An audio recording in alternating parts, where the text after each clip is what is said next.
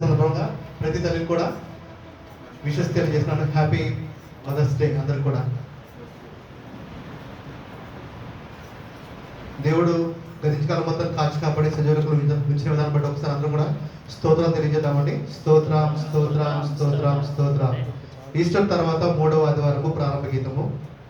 సర్వలోక నివాసులారా, దేవుని గూర్చి సంతోష గీతము పాడుడి, ఆయన నామ ప్రభావమును కీర్తించుడి, ఆయనకు ప్రభావమును ఆరోపించి ఆయనను స్తోత్రించుడి.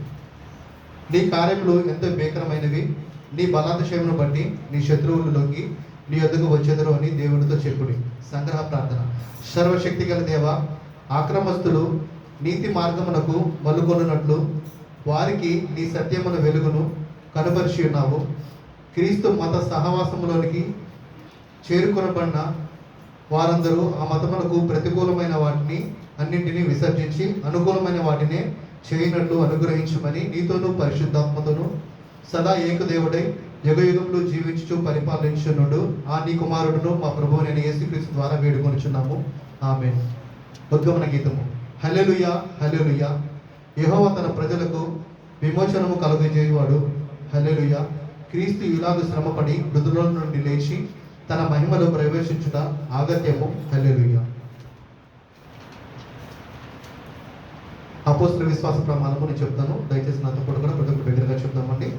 నేను పరలోకమును భూలోకమును సృష్టించిన సర్వశక్తి గల తండ్రి అయిన దేవుని నమ్ముచున్నాను.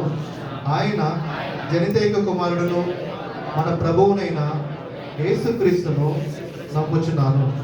ఈయన పరిశుద్ధాత్మ చేత గర్భమున ధరింపబడి కన్య అయిన మరియ నుండి పుట్టి పొంతి పిలాతు క్రింద శ్రమపడి సిలువ వేయబడి చనిపోయి సమాధి చేయబడినని, పాతాళములోనికి దిగి చనిపోయిన వారిలో నుండి 3వ దినమందు లేచి పరలోకమునికెక్కి సర్వశక్తి గల తండ్రి అయిన దేవుని కుడి చేతి వైపు కూర్చుండి ఉన్నాడని, జీవించు వారికి చనిపోయిన వారికి న్యాయం తీర్చుటకు అక్కడ నుండి వచ్చిననియు నమ్ముచున్నాను.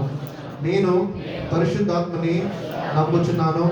పరిశుద్ధ క్రైస్తవ సంఘమును, పరిశుద్ధుల ఐక్యమును, పాప పరిహారమును, శరీర పునరుత్థానమును, నిత్య జీవమును ఉన్నవని నమ్ముచున్నాను. ఆమేన్.